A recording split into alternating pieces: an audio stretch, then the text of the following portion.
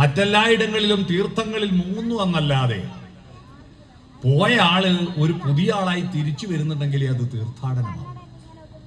എന്നാ വായനശാലകൾ തീർത്ഥാടനമാണ്. കുട്ടികളുടെ ഭാഷയിൽ പറഞ്ഞാൽ ചങ്കായ ഒരു മനുഷ്യനെ അനുസ്മരിച്ചുകൊണ്ടാണ് ഈ വായനശാല തുടങ്ങിയത്. അദ്ദേഹം അന്തരിച്ചിട്ട് 4 വർഷമായി. ഒറ്റ വർഷം കൊണ്ട് ഈ വായനശാല ഉണ്ടാക്കുകയും അതിന്റെ 3-ാം വർഷം ആഘോഷിക്കുകയും ചെയ്യുന്നു. ഒരാളെ അനുസ്മരിക്കുന്നത് എന്തിനാണ്?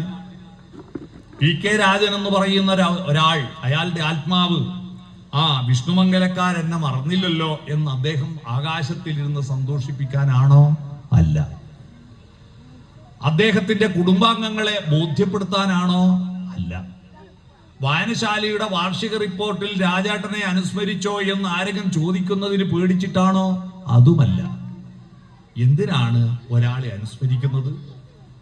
അദ്ദേഹം രാജനെ പോലുള്ള ഒരുപാട് പ്രകാശഗോപുരങ്ങളാണ് മനുഷ്യന്റെ ജീവിതത്തിന്റെ വഴികാട്ടികളും വെളിച്ചവുമായി വരുന്നത്.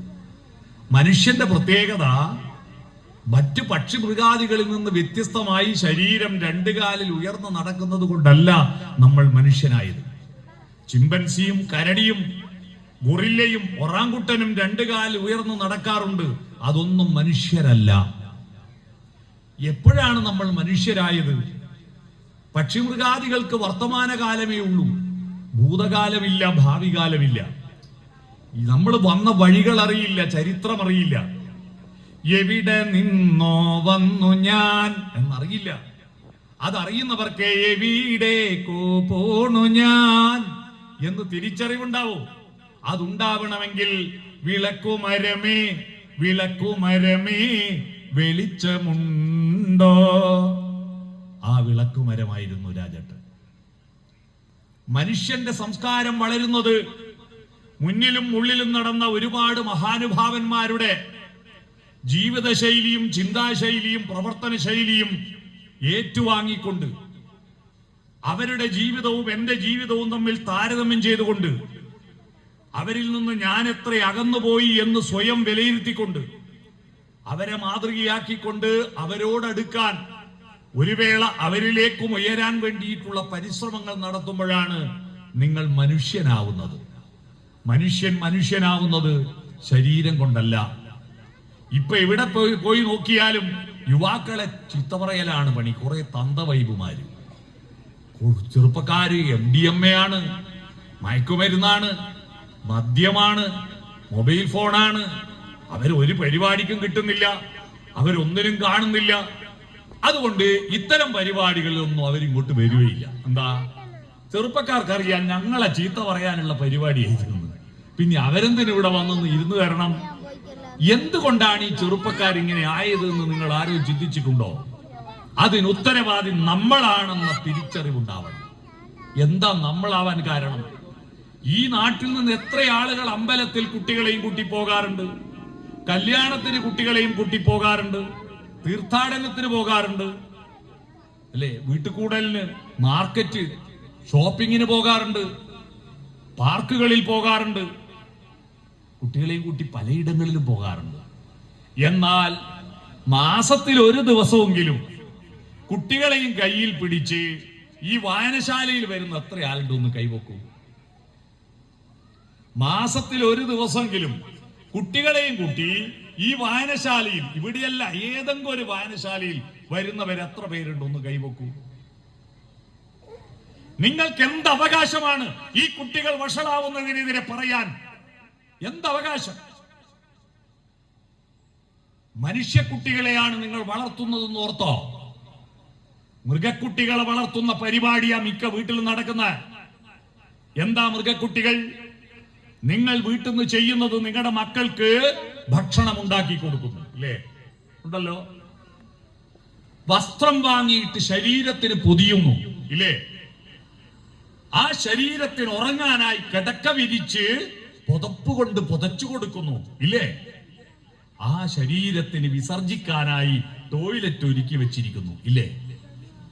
ഇതല്ലാതെ എന്താ ചെയ്യുന്നത്? ഇതൊക്കെ അവന്റെ ശരീരത്തിനാ. ശരീരത്തെ പോറ്റിയിട്ട് ഒരു കാര്യമില്ല. അറിയോ? നിങ്ങൾ ആ സമയത്ത് ഒരു പശുവിനെ പോറ്റിയാൽ കറന്ന് വിൽക്കാലോ, ആടിനെയും കോഴിയെയും പോറ്റിയാൽ ഇറച്ചി വിൽക്കാലോ. നിങ്ങളെ മക്കളുടെ ശരീരത്തെ നല്ലോണം തിന്ന മോനെ. വിഷു വരാൻ പോന്ന, റംസാൻ മാസം തുടങ്ങി പെരുന്നാളും വരും. അപ്പൊ ഇറച്ചിക്ക് നല്ലോണം വില കൂടും. അതുകൊണ്ട് ഇനി നല്ലോണം തിന്നോ, നമുക്ക് ചന്തീമെന്ന് അരിഞ്ഞിട്ട് കറി വെക്കാലോ അല്ല വിൽക്കാലോ എന്ന് പറയാൻ പറ്റുമോ? ഇല്ല. നിങ്ങളുടെ മക്കളുടെ ശരീരത്തെ വളർത്തിയിട്ട് ഒരു കാര്യവുമില്ല. നമ്മുടെ കേരളത്തിൽ ഒരു ചടങ്ങുണ്ട്. ശരീരത്തെ വളർത്തുകയല്ല, ശരീരത്തെ നിയന്ത്രിക്കുന്ന ഒരു ചടങ്ങുണ്ട്. അറിയാമോ? ശരീരത്തെ നിയന്ത്രിക്കുന്ന ചടങ്ങ് അറിയാമോ? ഒരു കുട്ടി ജനിച്ചാൽ ആദ്യത്തെ ചടങ്ങെന്താ? ഇപ്പോ പണ്ടൊരു ചടങ്ങുണ്ടായിരുന്നു, അതിപ്പോ ഇവിടെ ഇല്ല. ഒരു കുട്ടി ജനിച്ച ഉടനെ തേനും വയമ്പും നാവിൽ തൂകും, അല്ലേ? തേനും വയമ്പും പുരട്ടി കൊടുക്കും. എന്തിനാ? വയമ്പ് ശരീരത്തിന് പ്രതിരോധ ശേഷി ഉണ്ടാക്കാം. പണ്ട് ഇഞ്ചക്ഷൻ ഒന്നും ഇല്ലല്ലോ, പ്രതിരോധ വാക്സിൻ ഇല്ല. തേനെന്തിനാ? കുട്ടി ജനിച്ച ഉടനെ മധുരം നാവിൽ തൊട്ടപ്പോ കുട്ടിക്ക് തോന്നുക, ഹായ് മധുരം മധുരം മധുരം മധുരം മധുരാധിപതേ സകലം മധുരം. First impression is the best impression. ഈ ലോകം മൊത്തം നല്ലതാണല്ലോ, മധുരതരമാണല്ലോ. അപ്പൊ ആ കുട്ടിക്ക് ലോകത്തെ ഇഷ്ടപ്പെടും. ഇപ്പോ ആരും മധുരമൊന്നും പുരട്ടി കൊടുക്കുന്നില്ല, പകരം ഒരു സൂചി വെക്കൂ. കുത്തി വേദനിച്ച് കരഞ്ഞു. കുട്ടിയുടെ first impression is the waste impression. കുട്ടിയുടെ ധാരണ ഈ ലോകം മുഴുവൻ എന്നെ കുത്താൻ വന്ന കാലം മാറാ. അതായി ചെറുപ്പക്കാരി ഇപ്പൊ ലോകത്തെ ഇങ്ങനെ എല്ലാരെയും അരടാ എന്നവട്ട് നോക്കുന്നത്. ഫസ്റ്റ് തന്നെ ഇവന് കിട്ടിയ അനുഭവം കുത്തി വേദനിപ്പിച്ചു. ഇഞ്ചക്ഷൻ വേണ്ടേ? വേണം. ഇഞ്ചക്ഷൻ നിർബന്ധമാ. കേരളത്തിൽ കൃത്യമായി ഇഞ്ചക്ഷൻ വെക്കുന്നതുകൊണ്ട് 1000 കുട്ടികൾ ജനിച്ചാൽ 4 കുട്ടികളെ മരിച്ചു പോകുന്നുള്ളൂ. ഒരു സമൂഹത്തിന്റെ ഏറ്റവും നല്ല ആരോഗ്യ ലക്ഷണം മനസ്സിലാക്കുന്നത് അവിടുത്തെ ശിശു മരണ നിരക്കാണ്. കേരളത്തിൽ 1000 കുട്ടി ജനിച്ചാൽ അതിൽ 4 ബാക്കിയാ. ഒരു തലക്ക് ജീവനുണ്ടെങ്കിൽ നമ്മൾ രക്ഷപ്പെടും. ഉത്തരേന്ത്യയിൽ ഒരു കുട്ടി 1000 കുട്ടികൾ ജനിച്ചാൽ 60 കുട്ടികൾ മരിച്ചു പോകും. നമ്മൾ 4 കുട്ടികളെ മരിക്കുന്നുള്ളൂ. അത് ഇഞ്ചക്ഷൻ കൊണ്ടാ. പക്ഷെ ഇഞ്ചക്ഷന് മുമ്പ് അല്പം നാവിൽ തേന് പുരട്ടുന്നത് നല്ലതല്ലേ? അത് പോട്ടെ, അത് ഇനിയിപ്പോ വീണ്ടും അത് ആവർത്തിക്കണോന്നുള്ളത് നമുക്ക് പിന്നെ ചർച്ച ചെയ്യാം. ഇപ്പോൾ ഒരു ചടങ്ങുണ്ടല്ലോ, 28ാമത്തെ ദിവസം പേര് വിളി. ഇവിടെ 28 നമ്മളെ നാട്ടിലല്ലേ 28? പാല് കൊടുക്കല് എന്ന 28ന്റെ കണക്ക്. അന്ന് 29 പോയാല് 28 കുളി എന്ന് പറയും. അന്ന് 29ാമത്തെ കുളിച്ച അപ്പടലിക്കു. 28 കുളി എന്താ? അവിടെയാ മനസ്സിലാക്കേണ്ടത്. മലയാളിക്ക്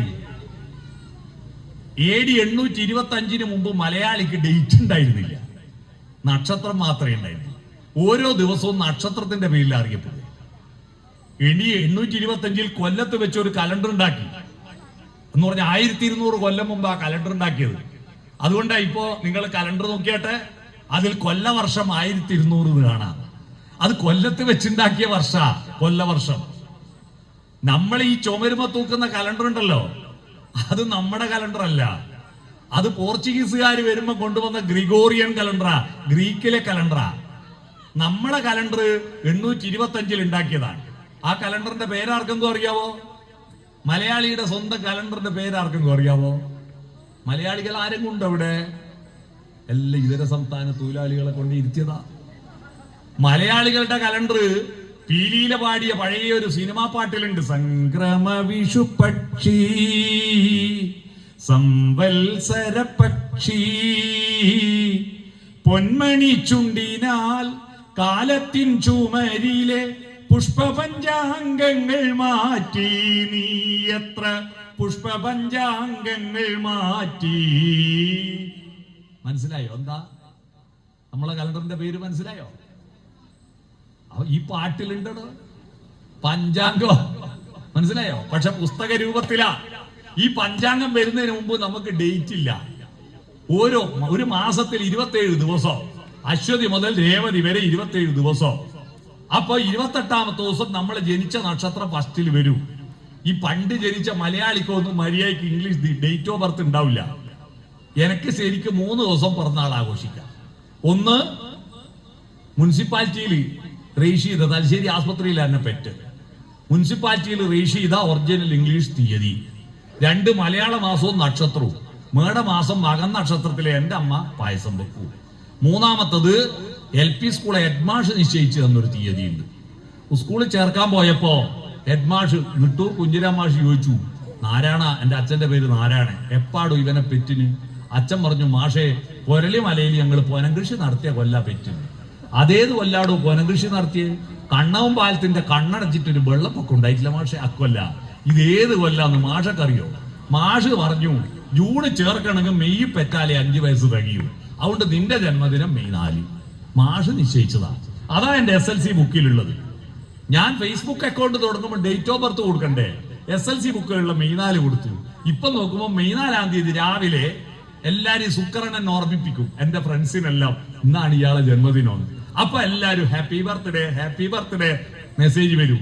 ഞാനത് മുഴുവൻ മരിച്ചുപോയ നിട്ടൂർ കുഞ്ഞിരാം മാഷയുടെ പാതാര ബിന്ദങ്ങളിലേക്ക് ഫോർവേഡ് ചെയ്യും. കാരണം അത് അയാൾ നിശ്ചയിച്ച, ഞാനുമായിട്ട് ഒരു ബന്ധമില്ല. ഡേറ്റ് ഓഫ് ബർത്ത് ഇല്ല, സ്റ്റാർ ഓഫ് ബർത്താ. അപ്പൊ 28-ാമത്തെ ദിവസം ഒരു ജന്മദിനം ഫസ്റ്റിൽ വരും. അന്ന് പേര് വിളിക്കും, പാല് കൊടുക്കും, അരയിൽ ഒരു നൂലും കെട്ടും. എന്തിനാ നൂല് കെട്ടുന്ന? ഞാൻ പല സ്വാമിമാരോടും ആധ്യാത്മിക പ്രഭാഷകന്മാരോടെല്ലാം ചോദിച്ചു, ഈ നൂല് കെട്ടുന്നതിന്റെ അർത്ഥം എന്താ? ഒരാളും ഉത്തരം പറഞ്ഞു തന്നില്ല. അവസാനം പാട്യം പഞ്ചായത്തിന്റെ വയോജന സംഗമത്തില് ഞാൻ ഈ ചോദ്യം ചോദിച്ചപ്പോ റിട്ടയർഡായ ടീച്ചർ, ഒരു സാവിത്രി ടീച്ചർ പറഞ്ഞു, ഇതുവരെ ആരും പറഞ്ഞു തന്നില്ല. ഇല്ല, എന്നാ എനിക്ക് തോന്നുന്ന ഒരു ഉത്തരം പറഞ്ഞുതരാം. ഞാൻ പറഞ്ഞു, പറ ടീച്ചറെ. കുഞ്ഞിനെ ആരാണ് ഗർഭം ധരിക്കുന്നത്? അമ്മ അല്ലേ? പ്രസവിക്കുന്നതോ? അമ്മ മാത്രം. മുലയൂട്ടുന്നത് അമ്മ മാത്രം. എല്ലാം ചെയ്യുന്ന ആരാ? അമ്മ മാത്രം. പക്ഷെ കുട്ടി അമ്മേന്റെ മാത്രമാണോ? അല്ല. ആരുടെ കൂടിയാ? അച്ഛന്റെ കൂടിയാ. അപ്പൊ അച്ഛൻ ഇങ്ങനെ നോക്കി നിൽക്കുക മാത്രമല്ലാണ്ട് ഒരു പണിയില്ലല്ലോ. അപ്പൊ അച്ഛന് വിചാരിക്കും, ഇത് എന്റെയും കൂടി കുട്ടിയല്ലേ, അയാൾക്ക് ഒരു പ്രയാസം വേണ്ടാന്ന് വിചാരിച്ചിട്ട് 28-ാമത്തെ ദിവസം കുട്ടീനെ പാർട്ടീഷൻ ചെയ്ത് 2ആക്കി നടുക്കൊരതിരിടുന്നു. പകുതി അച്ഛന് പകുതി അമ്മക്ക്. അതിനായി അരയിലെ നൂല് കെട്ടുന്നത്. ടീച്ചർ പറഞ്ഞാൽ നല്ല രസമുള്ള ഉത്തരം അല്ലേ? പക്ഷെ ഇതല്ല ഉത്തരം. നൂലെന്ന് പറയുന്ന ഒരു പ്രതീകമാണ്. പ്രതീകങ്ങളിലൂടെയാണ് നമ്മളെല്ലാം പഠിക്കും. മനുഷ്യ ഈ പുസ്തകങ്ങളിൽ എഴുതി വെച്ചതെല്ലാം പ്രതീകമാണ്. ചക്ക എന്ന് എഴുതി വെച്ചാൽ ചക്കേന്റെ ചിത്രാണോ? ചക്ക എന്ന് പറഞ്ഞാൽ ചക്കേന്റെ ഒച്ചയാണോ? അല്ല, പ്രതീകമാണ്. നമ്മൾ നേരത്തെ നിശ്ചയിച്ചു വെച്ച പ്രതീകമാണ്. അതുകൊണ്ടാ ഞാൻ ചക്ക എന്ന് പറഞ്ഞപ്പോ കുരു ഒന്നെങ്കിലും വേണം, മാറാതോരോ ചൊളയിലും നടുക്ക് കുഞ്ഞു വിളഞ്ഞീര് ചേർന്ന് വന്നാൽ ചക്കയാം. ഞാൻ ഇന്ന് നല്ലോണം ചക്കയിൽ നിന്നിട്ടാ വരുന്നത്, അതുകൊണ്ടാ പറഞ്ഞേ ചക്കേന്റെ കാര്യം എനിക്ക് ഓർമ്മ വന്നത്. അപ്പോ ചക്ക എന്താന്ന് മനസ്സിലാവുന്നത്, ചക്ക എന്ന ശബ്ദം ചക്ക എന്ന വസ്തുവിന്റെ പ്രതീകമാണ്. നൂലെന്ന് പറയുന്നത് സംസ്കാരത്തിന്റെ പ്രതീകമാണ്. എങ്ങനെയാണത്? നൂല് ഒരറ്റമില്ലാത്ത സാധന, പിരിച്ച് പിരിച്ച് പിരിച്ച് നീട്ടി നീട്ടി നീട്ടി നീട്ടി കൊണ്ടുപോവാ. നമ്മുടെ സംസ്കാരം എന്ന് പറയുന്നത് ഞാൻ പിരിച്ചുണ്ടാക്കിയതല്ല. എന്റെ അച്ഛൻ വന്ന പാലെന്നാരാണ് കുറുപ്പ് പിരിച്ചതിന്റെ ബാക്കിയെ ഞാൻ പിരിക്കുന്നത്. ഓറി അച്ഛൻ ഇടവന നാരായണൻ നമ്പ്യാർ പിരിച്ചതിന്റെ ബാക്കിയെ ഞാൻ പിരിക്കുന്നത്. ഓറി അച്ഛൻ കോലമ്പ്ര പൈതൽ നമ്പ്യാർ പിരിച്ചതിന്റെ ബാക്കിയാ എന്റെ അച്ചാച്ചൻ പിരിച്ചത്. ഓറി അച്ഛൻ കോളാരി കേളപ്പൻ നമ്പ്യാർ പിരിച്ചതിന്റെ ബാക്കിയാ എന്റെ അച്ചാച്ചന്റെ അച്ഛൻ പിരിച്ചത്. ഇത്ര ആളെ പേരെനിക്കറിയാം, ആളെ ഞാൻ കണ്ടിട്ടില്ല. എന്റെ അച്ചാച്ചനോട് അച്ചാച്ചന്റെ പേര് ഞാൻ ചോദിച്ചെഴുതി വെച്ചിട്ടുണ്ട്. തലമുറ തലമുറ കൈമാറി പിരിച്ചു പിരിച്ചുണ്ടാക്കുന്നത് സംസ്കാരം. ഞാനിപ്പോ നിങ്ങളോട് പറയുന്ന ഭാഷ ഞാൻ കണ്ടുപിടിച്ചതാ, എന്റെ അച്ഛൻ കണ്ടുപിടിച്ചതാ, എഴുത്തച്ഛൻ കണ്ടുപിടിച്ചതുമല്ലല്ലോ. ആരാ ഈ ഭാഷ ഉണ്ടാക്കിയത്? 9-ാം നൂറ്റാണ്ടിലെ മാമ്പള്ളി ലിഖിതം മുതലാ മലയാള ഭാഷ ഉണ്ടായത്. അതിനു മുമ്പ് മനുഷ്യൻ അധ്വാനം ആരംഭിച്ചപ്പോഴാണ് അടുത്തിരുന്ന് വർത്തമാനം പറയാൻ തുടങ്ങിയത്. ഭാഷ ഉണ്ടായത് കൃഷി ചെയ്യാനൊപ്പം. അതുവരെ അടുത്തിരിക്കലില്ല, ഇങ്ങനെ നടക്കുക, തിന്നാൻ കൃഷി ചെയ്യൂല. മരത്തുമൊന്ന് വീണ പെറുക്കി തിന്നും, മരം കുലുക്കി പറിച്ചു തിന്നും, മണ്ണ് കിളച്ച് കിഴങ്ങ് തിന്നും, മൃഗങ്ങളെ കൊന്നു തിന്നും, തിന്നാൽ അവിടെ കിടക്കും, ആടുന്ന് നടക്കും. അപ്പോഴാണ് കുരുവിന്റെ അകത്ത് മരം ഉണ്ടാവുന്ന ഒരു പെണ്ണ് കണ്ടുപിടിച്ചത്.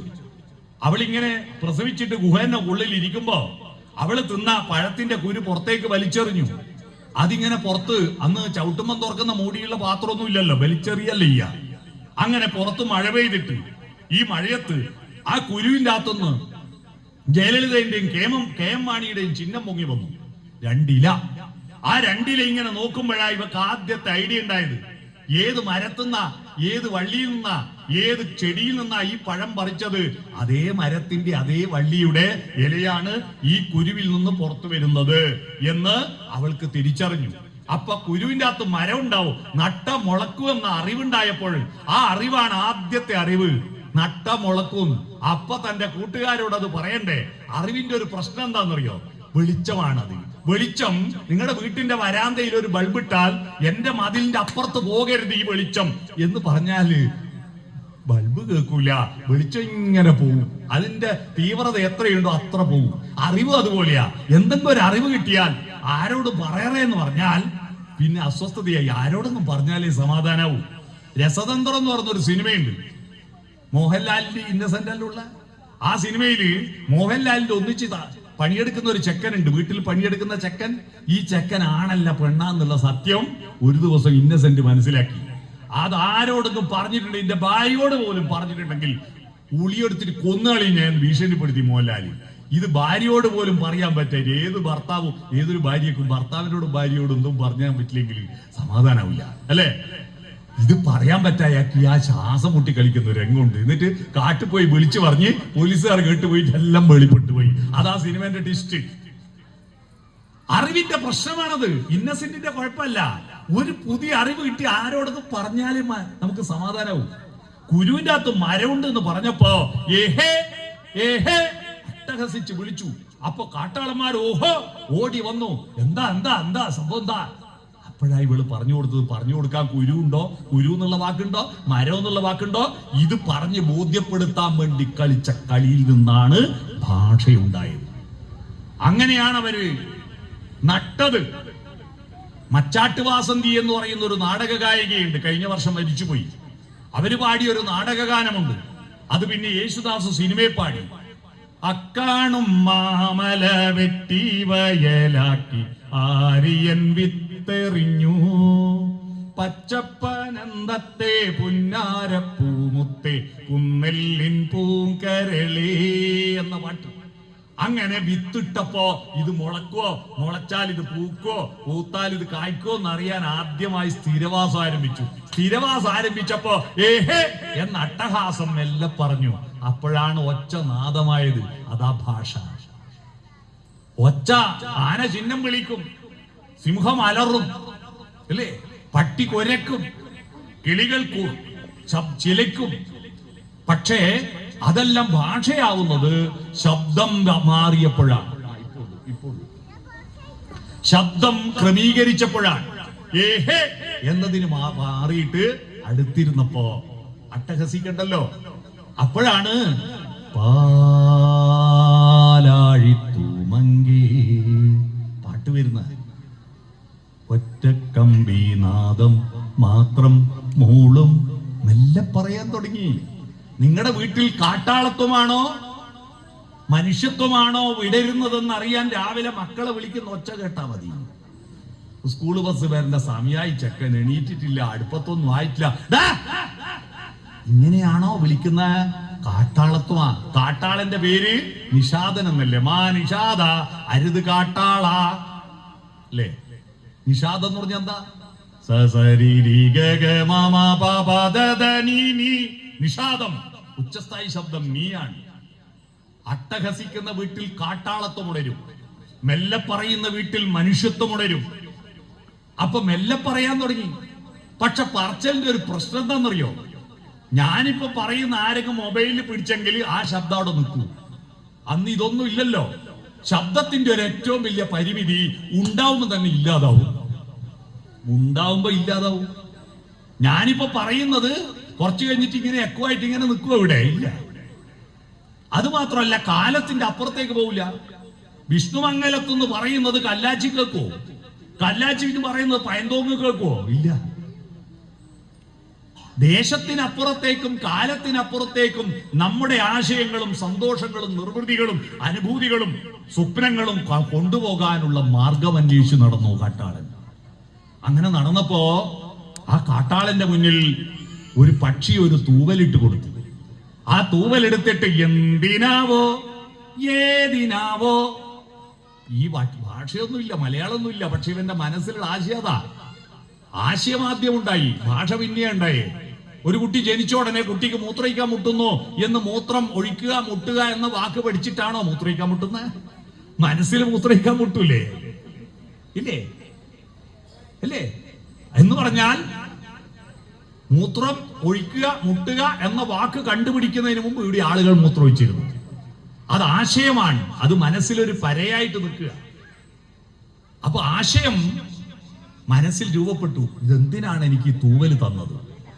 അപ്പോ പക്ഷി ചിറകടിച്ച് ചിലച്ചുകൊണ്ട് പറഞ്ഞു, നിന്റെ മനസ്സിലുള്ളത് എഴുതി വെക്കാനുള്ള തൂലികയാണത്. തൂലിക എഴുതാൻ മഷി വേണ്ടേ? അപ്പൊ കദളിച്ചെടി കാറ്റത്തിങ്ങനെ ഇലകളിങ്ങനെ ആടുമ്പോ ഇയാൾ വിചാരിച്ചു എന്നെ മാടി വിളിച്ചതാ, ഇങ്ങോട്ട് വാ, ഇങ്ങോട്ട് വാ, ഇങ്ങോട്ട് വാ. കദളിച്ചെടി ദലമർമരങ്ങളിലൂടെ ഇയാളോട് സംസാരിക്കുന്നതായി തോന്നുക. എന്റെ കറുത്ത കായ പിഴിഞ്ഞെടുത്തിട്ട് അതിൽ മുക്കി എഴുതിക്കോ. മഷി കിട്ടി, എഴുതാൻ കടലാസ് വേണ്ടേ? അപ്പൊ പൂതണക്ക് എന്ന് പറയുന്ന ഒരു മരമുണ്ട് കേട്ടോ, മലയാളത്തിൽ പൂതണക്ക്, സംസ്കൃതത്തിൽ അതിന്റെ പേര് ഭൂർജവൃക്ഷം എന്നാണ്. ഭൂർജവൃക്ഷം പറഞ്ഞു, എന്റെ തൊലി പല അട്ടി കിഴങ്ങിന്റെ തൊലി പോലെ പൊളിച്ചെടുക്കാം, എന്റെ തൊലി പൊളിച്ചെടുത്തോ, അത് ഉണക്കിയിട്ട് എഴുതിക്കോ. ആ ഭൂർജപത്രത്തിലാണ് അഭിജ്ഞാന ശാകുന്തളം നാടകം എഴുതിയത് കാളിദാസൻ.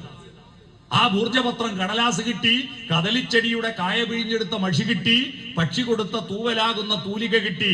അടുത്ത ചോദ്യം, എന്താ എഴുതണ്ടേ? എന്താ എഴുതണ്ടേ? ഇതാണ് സ്നേഹാക്ഷരങ്ങൾ എന്ന ONV കുറുപ്പിന്റെ കവിത. ചിറകിൽ നിന്നൊരു തൂവലൻ മുന്നിലിട്ടു പോയൊരു പക്ഷി, ഇതു നീ എടുത്തുകൊള്ളുക. കദളിപ്പൂച്ചെടി അതിൻ കായ്മണികൾ നീട്ടി, ഇതിലെഴും ചായമെടുത്തുകൊള്ളുക. ഒരു ഭൂർജ തരുവോതി എൻ സ്നിഗ്ധ ചർമ്മത്തിൻ ചിന്തീതാ, നീ എടുത്തുകൊള്ളുക. പറയൂ, ഞാനെന്തേ കുറിച്ചു തരേണ്ടതെന്നറിയാതെ ചോദിച്ചു പോയ നേരം ഉത്തരം കേട്ടു കുറിച്ചു വയ്ക്കൂ ഞങ്ങൾക്കിത്തിരി സ്നേഹത്തിൻ അക്ഷരങ്ങൾ. ഉത്തരം കേട്ടു എങ്ങു നിന്നോ, എല്ലാം ഒരിത്തിരി സ്നേഹത്താൽ വീണ്ടെടുക്കൂ. അക്ഷരങ്ങൾ ഉണ്ടായത് തെറി പറയാനല്ല, കുറ്റം പറയാനല്ല, അസൂയ പറയാനല്ല, പാര വെക്കാനല്ല. അക്ഷരങ്ങൾ ഉണ്ടായത് സ്നേഹിക്കാനാണെന്ന് ആദ്യം മനസ്സിലാക്കുക പ്രിയപ്പെട്ട സുഹൃത്തുക്കളെ. എന്നാൽ ഇന്ന് അക്ഷരങ്ങൾ ഉപയോഗിക്കുന്നത് നന്മയ്ക്ക് വേണ്ടിയല്ല, തിന്മയ്ക്ക് വേണ്ടിയാണ്. അതാണ് ഈ മനുഷ്യ സംസ്കാരം തകർന്നു പോകുന്നത്. ആ അക്ഷരങ്ങൾ അന്ന് മുതൽ ആ കാട്ടാളൻ ഊർജപത്രത്തിൽ അക്ഷരം എഴുതാൻ തുടങ്ങിയ കാലം മുതൽ എത്ര അക്ഷരങ്ങളിലൂടെയാ എന്റെ അക്ഷരം ഉണ്ടായത്. ഞാൻ കണ്ടുപിടിച്ചതല്ലത്, അത് കാലത്തിലൂടെ ദേശത്തിലൂടെ വന്നതാ. അതുകൊണ്ട് ഈ നൂല്, സംസ്കാരത്തിന്റെ നൂല്, ആ നൂല് ഉപയോഗിച്ചിട്ട് തലമുറ കൈമാറി വന്ന ഈ നൂല് ഉപയോഗിച്ചിട്ട് കുട്ടിയുടെ ശരീരത്തെ പിടിച്ച് കെട്ടുക, ശരീരത്തെ കൺട്രോൾ ചെയ്യുക. നീ കണ്ടെടുത്ത് പോയി മൂത്രമൊഴിക്കല്ലേ, കണ്ടെടുത്ത് പോയിട്ട് ഉറങ്ങല്ലേ, കണ്ടെടുത്ത് പോയിട്ട് തിന്നല്ലേ, കണ്ടെടുത്ത് പോയിട്ട് ഇണചേരല്ലേ. ഇതാണ് അരയിലെ നൂല് കെട്ടുന്നതിന്റെ അർത്ഥം. പിടി കിട്ടിയോ? നിയന്ത്രിക്കണം. മനസ്സ് ഗുരുവും ശരീരം ലഘുവായാൽ മനുഷ്യനായി. മൃഗങ്ങളുടെ ഗുരു ശരീരമായി. ഗുരു എന്ന് പറഞ്ഞാൽ മാഷ് എന്നൊന്നും വിചാരിച്ചു പോലെ മാഷന്മാർ സ്റ്റേജിലിരിക്കും, അവരെ ഗുരു എന്ന് വിളിക്കുന്നത് കൊണ്ടാ, വലിയ അറിവുള്ളത് കൊണ്ടാ. അല്ലാതെ നിങ്ങൾ പത്രത്തിൽ വാർത്ത കണ്ടിട്ടില്ലേ, ആക്സിഡന്റിൽ 15 പേർക്ക് ഗുരുതരമായ പരിക്ക് പറ്റിയെന്ന്. ഗുരുതരമായ പരിക്ക് പറ്റിയെന്ന് പറഞ്ഞാൽ മാഷന്മാർക്ക് പരിക്ക് പറ്റിയെന്ന അല്ലല്ലോ, വലിയ പരിക്ക് പറ്റിയെന്ന. ഗുരു എന്ന് പറഞ്ഞാൽ വലുത്, ലഘു എന്ന് പറഞ്ഞാൽ ചെറുത്. ഭൂമി ഗുരുവാ, വല്യതാ. ആപ്പിള് ലഘുവാ. ആ വലിയ ഗുരു ചെറിയ ആപ്പിളിനെ പിടിച്ച് വലിക്കുന്നതുകൊണ്ട് ഭൂമിയുടെ ബലം ഗുരുത്വ ബലം. അത് ഐസക് ന്യൂട്ടൻ കണ്ടെത്തിയ. മനസ്സിലായോ? വലുത് ചെറുതിനെ പിടിച്ച് വലിക്കുന്ന ബലം. ഗുരു വലുത്, ലഘു ചെറുത്. മൃഗങ്ങളുടെ ഗുരു ശരീരമാണ് എന്ന് പറഞ്ഞാൽ, ഇവിടെ ഒരു പശു വന്നു, ഇത്ര ആളെ മുമ്പിൽ അതിന് മൂത്രമൊഴിക്കാൻ മുട്ടിയാൽ വീട്ടിലെത്തട്ടപ്പാ, ടോയ്ലറ്റിലെത്തട്ടെ എന്ന് പറയോ? ആടെ പാലും മതിച്ച് മൂത്രയിക്കും. അമ്പലത്തിൽ ദേവന്റെ തിടമ്പു എഴുന്നള്ളിച്ച് ഇങ്ങനെ ശ്രീവേലി ചുറ്റുമ്പോ ആന അമ്പലത്തിന്റെ മുറ്റത്ത് പിണ്ടോടുന്ന കണ്ടില്ലേ, ആടെ മൂത്രയിക്കുന്ന കണ്ടില്ലേ? ആ ആനക്ക് ലേശം പകതിരിവുണ്ടെങ്കിൽ ഇത്രയും ദേവന്റെ തിടമ്പായുള്ള തലയിൽ ഈടെ മൂത്രയിക്കരുതെന്ന് ചിന്തിക്കുന്നുണ്ടോ? ഇല്ല. കാരണം അതിന്റെ ശരീരമാ ഗുരു, മനസ്സ് ലഘുവാ. മനസ്സുണ്ട് മൃഗങ്ങൾക്ക്. കണക്കറിയുന്ന മൃഗങ്ങൾ. പട്ടിയുണ്ടല്ലോ എന്റെ നാട്ടില്, വീതി ഈ നാട്ടിലുണ്ടോ നോക്ക്. വീതി കുറഞ്ഞ റോഡ് മലങ്ങൾ സ്കൂട്ടർ കൊണ്ടുപോവാ. റോഡിന്റെ പകുതിക്ക് ഒരു പട്ടി കിടന്നിട്ടുണ്ട്. നിങ്ങൾ ഓണടിച്ചു നോക്ക്, പട്ടി തലവൊന്നിച്ചു നോക്കൂ. സ്കൂട്ടറാണെന്ന് കണ്ടാൽ മൈൻഡ് ഇല്ല, കാരണം സ്കൂട്ടറിന് പോകേണ്ട വീതിയാടെ ഉണ്ട്.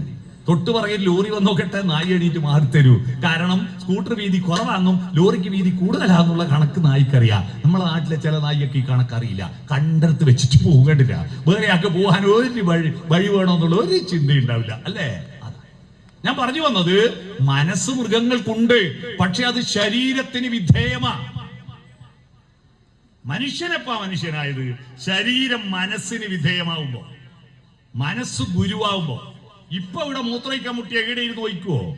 ഓനെന്ത് ജന്തുവാന്ന് പറയില്ലേ? ശരീരത്തോട് മനസ്സ് പറയും അനങ്ങാണ്ട് കിടന്നോ പേരിങ്കോട്ടല്ലേ, അല്ലെ? നിക്കവിടെ, വീട്ടിലെത്തട്ടെ, ഈ പരിപാടി കഴിയട്ടെ. വിശക്കുമ്പോ കണ്ടെടുത്ത് കയറ്റുന്നോ? ഇല്ല. കാമവികാരം ഉണർന്ന കണ്ട ആളോട് പ്രകടിപ്പിക്കോ? ഇല്ല. സംസ്കാരമുണ്ട്. മനസ്സുകൊണ്ട് ശരീരത്തെ നിയന്ത്രിക്കുമ്പോൾ മനുഷ്യൻ മനുഷ്യാണാം മനുഷ്യത്വം. ശ്രീനാരായണ ഗുരു പറഞ്ഞില്ലേ, മനുഷ്യന്റെ പ്രത്യേകത ശരീരമല്ല മനുഷ്യത്വമാണ്. മനുഷ്യത്വം എന്ന് പറയുന്നത് മനത്തിൽ നിന്നുണ്ടാവുന്നതാണ്. ഈ മനം നിയന്ത്രിക്കണം. എന്നാ ഇപ്പൊ അടുത്ത കാലത്തായിട്ട് എന്താ സംഭവം എന്നറിയോ? ഈ ആമയും മുയലും പന്തയം വെച്ച പോലെയായി കഥ. ആമയും മുയലും പന്തയം വെച്ച കഥ കേട്ടിട്ടില്ലേ നിങ്ങള്? മുയൽ കൊതിച്ചോടി തിരിഞ്ഞു നോക്കുമ്പോ ആമ വളരെ പിറകില. എന്തിനാപ്പ ഞാൻ ഇത്ര തിരക്കിട്ട് ഓടിയിട്ട് വളരെ നേരത്തെ എത്തിയ 2 ട്രോഫി ഒന്നും തരൂല്ലോ, ഒന്നല്ലേ തരൂ. അതുകൊണ്ട് ഒന്ന് വിശ്രമിച്ചു പോവും. ആമ എത്താൻ കനിയും കാലത്ര പിടി. വിശ്രമിച്ച് ഉറങ്ങിപ്പോയി. ഓർക്ക് തെളിയുമ്പോഴേക്ക് ആമ പോയിട്ട് ട്രോഫി വാങ്ങി വരുന്നു. എന്നിട്ട് മാഷന്മാർ നമ്മളെ പഠിപ്പിച്ചു, ടീച്ചർമാർ പഠിപ്പിച്ചു, പരിശ്രമശാലികൾ വിജയിക്കും, അലസന്മാർ പരാജയപ്പെടും. കഥ തീർന്നു. ഈ കഥയെ നമുക്കൊന്ന് പുനർവായന നടത്തണ്ടേ? ഈ ശരീരം എന്ന് പറഞ്ഞ ആമയെ പോലെ മെല്ലെ വളരുന്നതാ, എന്നാ മനസ്സ് മൊയിലിനെ പോലെ കുതിച്ചോടുന്നതാ. നമ്മുടെ ശരീരം മെല്ലെ വളരും. ഒരു പശു പ്രസവിച്ച പൈക്കുട്ടി 1/2 മണിക്കൂർ കൊണ്ട് എണീറ്റോടും. നിങ്ങൾ ആരെങ്കിലും പെറ്റിട്ട് 1/2 മണിക്കൂർ കൊണ്ട് ഓടിയ മക്കൾ ഉണ്ടാ? 6 മാസം കഴിഞ്ഞിട്ടില്ലേ ദോശ മറിച്ചിടെ കുമ്പിട്ട് കിടക്കേ? LKG അംഗനവാടി പോകുമ്പോ 3 വയസ്സാവില്ലേ? 3ാമത്തെ വയസ്സിൽ പല കുറി വീഴുമ്പോൾ നടക്കാൻ പഠിക്കും, പലവട്ടം കരയുമ്പോൾ ചിരിക്കാൻ പഠിക്കും. നമ്മളെ കുട്ടി 3 വയസ്സിൽ അംഗനവാടി പോകുമ്പോ പശുക്കുട്ടി 3 വയസ്സിൽ പെറ്റിട്ട് മുലയിട്ട് നമ്മയായിട്ടുണ്ടാവും. നമ്മുടെ ശരീരം മെല്ലെ വളരൂ, പക്ഷെ മനസ്സോ?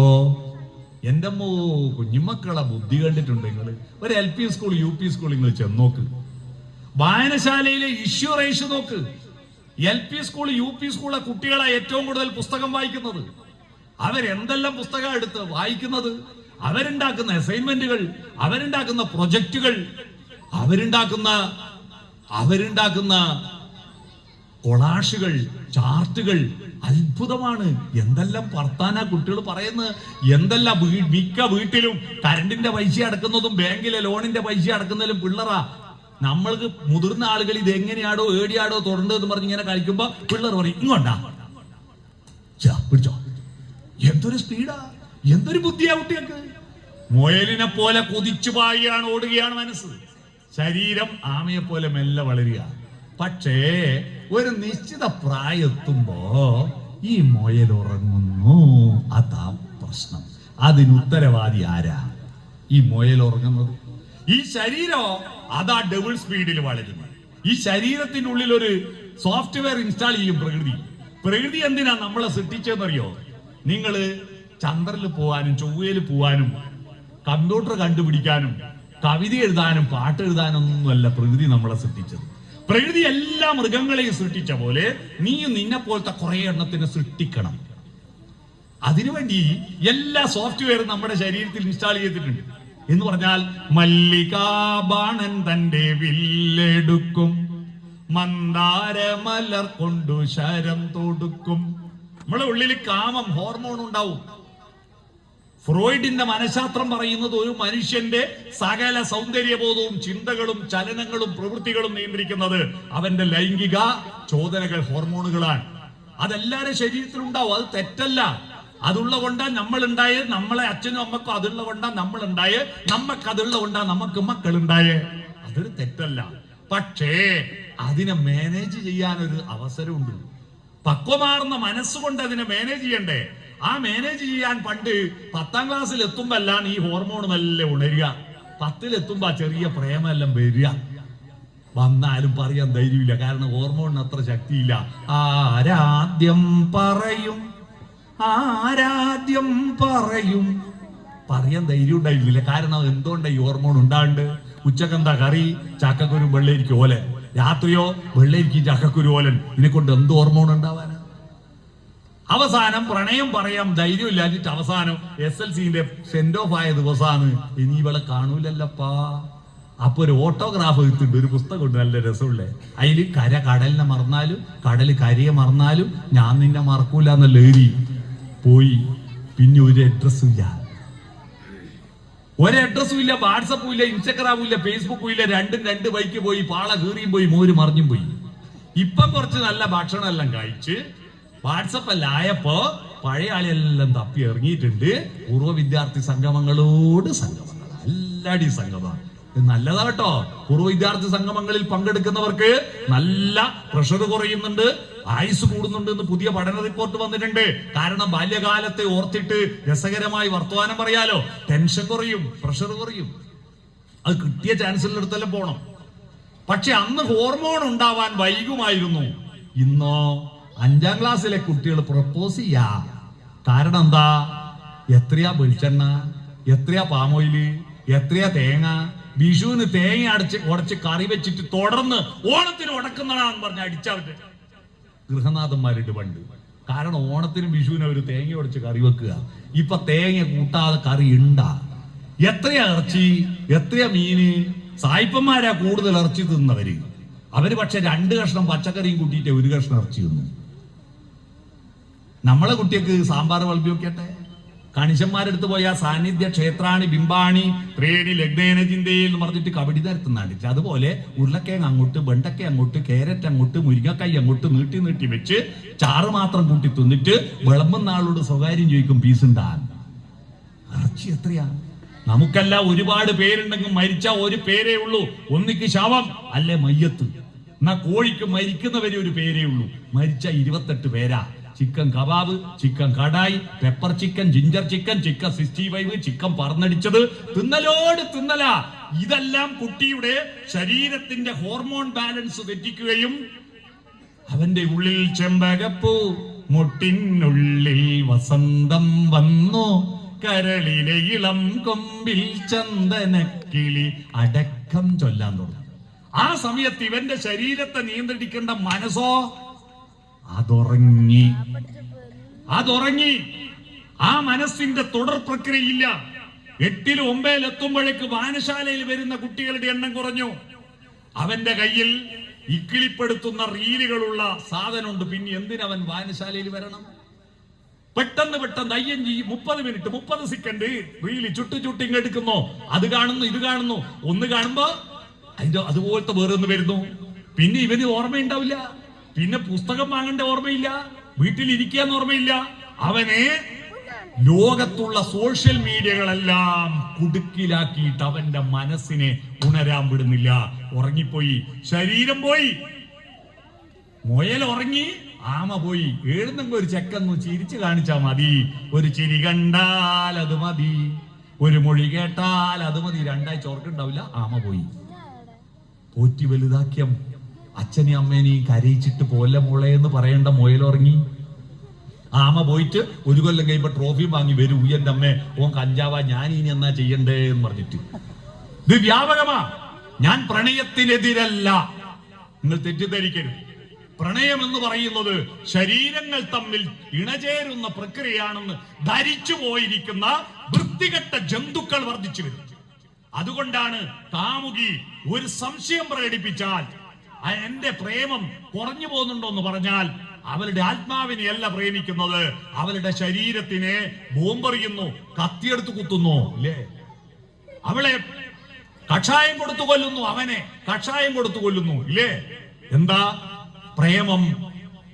ആരെയും ഭാവഗായകനാക്കും ആത്മസൗന്ദര്യമാണു നീ.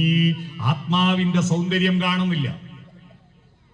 തൊടാതെ, ശരീരത്തെ പിടിക്കാതെ, തരളകപോലങ്ങൾ നുള്ളി നോവിക്കാതെ, തഴുകാതെ ഞാൻ നോക്കി നിന്നു. കാമുകന്മാരുണ്ടായിരുന്നു.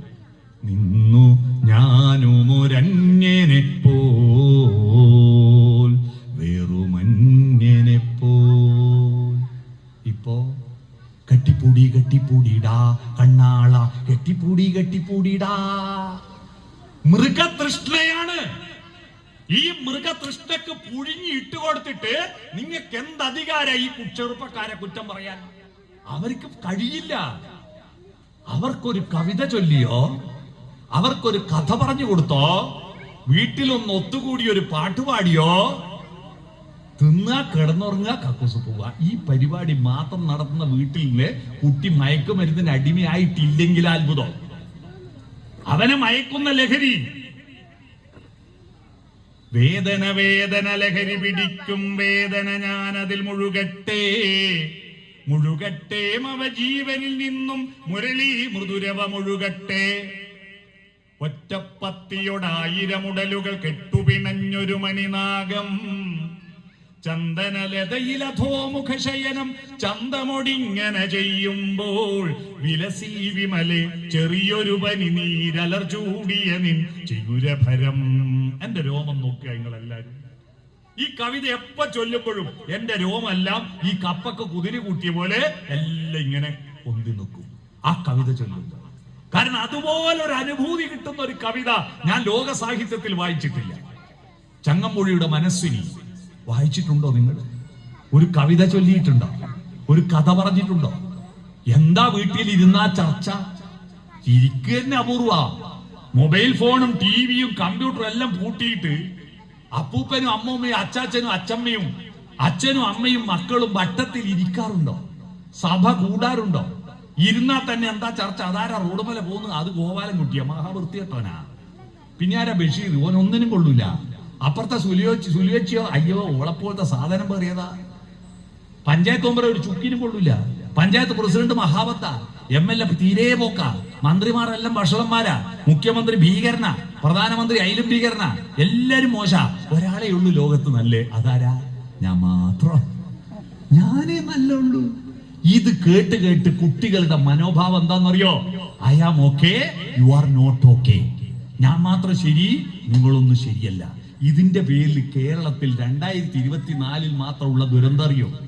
ചൂരൽമലയിലും മുണ്ടക്കൈയിലും ഉരുൾപൊട്ടിയിട്ട് മരിച്ചത് 440 ആളാണ്. എന്നാൽ I am okay, you are not okay എന്ന മനോഭാവം കൊണ്ട് മരിച്ചത് എത്രയാണെന്നറിയോ? 4217 ഈ കേരളത്തിൽ കഴിഞ്ഞ കൊല്ലം മരിച്ചത്. എന്താ സംഭവം എന്ന് അറിയില്ല അല്ലേ? റോഡ് അപകടങ്ങളിൽ മരിച്ച എണ്ണം, കേരളത്തിലെ റോഡ് അപകടങ്ങളിൽ കേരളത്തിൽ കഴിഞ്ഞ ഒറ്റ വർഷം മരിച്ച 4217 ആളാണ്. ടയർ പൊട്ടി തെറിച്ചിട്ടല്ല, ബ്രേക്ക് ഫെയിലായിട്ടല്ല, ആക്സിൽ മുറിഞ്ഞിട്ടല്ല. ഈ ഓടിക്കുന്ന ഡ്രൈവറുടെ അഹന്തയും അശ്രദ്ധയും കൊണ്ടാണ്. ഞാൻ മാത്രം എനിക്ക് പോയാ മതിയടാ, നീ സൗകര്യം കൊണ്ട് പോയാ മതി. ഞാൻ LED വലിയ ബൾബ് പിടിപ്പിക്കോടാ. നിന്റെ കണ്ണ് മഞ്ഞളിച്ചു പോയാലും മുമ്പ് കൊണ്ടുപോയിട്ട് LED ബൾബ് കൊണ്ടുവച്ചാണ്ടില്ലേ ഇവര്? കണ്ടില്ല? ഡാൻസിന് മാത്രം പ്രസവിക്കുന്ന ആളെ കണ്ണ് പൊട്ടിപ്പോട്ടെ. ഈ മൈക്കോപ്പറേറ്റർമാർക്ക് സമ്മേളനം വെച്ചിട്ട് ബോംബിടും ഞാൻ. ഇവർ ഈ പ്രസവിക്കുന്ന ആളെ കണ്ണിന്റെ മുമ്പ് കൊണ്ടുപോയിട്ട് ലൈറ്റ് പിടിപ്പിക്കും. ഒരൊറ്റ നേരത്തെ ഇപ്പാണ് ഈ ലൈറ്റ് കുറച്ചേരാണ് ഞാൻ നാട്ടുകാരെ കാണുന്നത്. ഒരൊറ്റ ആളെ കാണൂല. നോക്കിയാട്ടെ, അപ്പുറം ഇപ്പുറം സ്ഥലമില്ല, ആടെയൊന്നും വെക്കൂല, മുമ്പിൽ ഇന്ന വിട്ടൂല. പ്രസംഗം നിർത്തിയിട്ട് പോ. അതാണ് ഇവര്. അവർക്ക് അടിപൊളി പാട്ട് വെക്കണം. ഈ ലൈറ്റ് മുമ്പ് കൊണ്ടുവച്ച എല്ലാ മൈക്കോപ്പറേറ്റർമാരെയും ഞാൻ ശത്രുപക്ഷത്താ കാണുന്നത്. നമ്മളെ കണ്ണടിച്ചു പോവാ. വേറെ എടി സ്ഥലമില്ലാത്ത പോലെ നേരെ മുമ്പ് കൊണ്ടേ വെക്കും. ഇതേ I am okay, you are not okay മനോഭാവ. ഇത് തന്നെയാ വണ്ടി ഓടിക്കുന്ന ഡ്രൈവർമാർക്കും. ഡിമ്മ് കൊടുക്കൂല. എന്റെ ഹെഡ് ലൈറ്റ് കൊണ്ട് നീ പോയിട്ട് കുണ്ടിൽ വീഴട്ടെ, നീ മുമ്പിൽ മുറിച്ചു കിടക്കുന്ന ആളെ കാണാതെ അടിച്ച് തെറിപ്പിക്കട്ടെ, നീ മുമ്പിലെ മതിൽ കാണാതെ അടിച്ച് മരിക്കട്ടെ. 4217 287 ആള് മരിച്ചത് എതിരെ വന്ന വണ്ടി ഡിമ്മ് കൊടുക്കായിട്ടാണ്. ഡിമ്മ് കൊടുക്കാൻ കോഴിക്കോട് പോയി മായിക്കൊണ്ട കൊടുക്കണ്ട അല്ല ഡിമ്മ്. ഓടിക്കുന്നവർക്കറിയാം, കൈ ഇങ്ങനെയാക്കിയ ഡിമ്മായി, മുമ്പോട്ടാക്കിയ ഹെഡായി. ഇങ്ങനെയാക്കൂല. എന്താ കാരണം? I am okay, you are not okay. ഈ മനോഭാവ വളർത്തുന്നത് നമ്മുടെ കുടുംബ സദസ്സുകൾ സർഗാത്മകമാക്കുക. ഇത് മാത്രമേ നമുക്ക് നേരിടാൻ. നിങ്ങൾ 1000 പ്രസംഗം നടത്തിയിട്ടെന്താ? മദ്യത്തിനെതിരെ പ്രസംഗം നടത്തൂ. വെള്ളടിക്കുന്ന ഒരൊറ്റ ഒരുത്തം വന്ന് കേൾക്കൂല. പാവം പെണ്ണുങ്ങൾ, വെള്ളടിക്കാത്ത പെണ്ണുങ്ങൾ, അവര് പിന്നെ നിർത്തിയില്ലാതെ മുമ്പിൽ വന്നിരുന്നു തരണ്ടേ. ആരാണോ കേൾക്കേണ്ടത് അവരൊന്നും ഇത് കേൾക്കൂല. പണ്ടൊരു മാഷ് ക്ലാസ് എന്ന് പറഞ്ഞിരുന്നു, ഇന്ന് ആബ്സെന്റ് ആയവളല്ല സ്റ്റാൻഡപ്പ്, ഇന്ന് ആബ്സെന്റ് ആയ ആളുകളല്ല സ്റ്റാൻഡപ്പ്. ആബ്സെന്റ് ആയ ആളാടെ സ്റ്റാൻഡപ്പ് ചെയ്യാൻ ആടെ ഉണ്ടാവോ? അതുപോലെ മദ്യത്തിനും മയക്കുമരുന്നിനുമെതിരെ നടത്തുന്ന സകല പരിപാടിയും വ്യർത്ഥമാണ്. കാരണം എന്താ? ഈ പ്രസംഗം ഒന്നും കേൾക്കാൻ ഇത് ഉപയോഗിക്കുന്നവൻ അതിന്റെ അടുത്തൂട്ട വരില്ല. പിന്നെ എന്താ നമുക്ക് മാർഗം? നമുക്കുള്ള മാർഗം ഞാൻ പറഞ്ഞുതരാം. നമുക്കുള്ള മാർഗം നമ്മുടെ കുടുംബങ്ങളിൽ നമ്മുടെ കുട്ടികളെ ഹൃദയം വളർത്തുക, സർഗാത്മകത വളർത്തുക.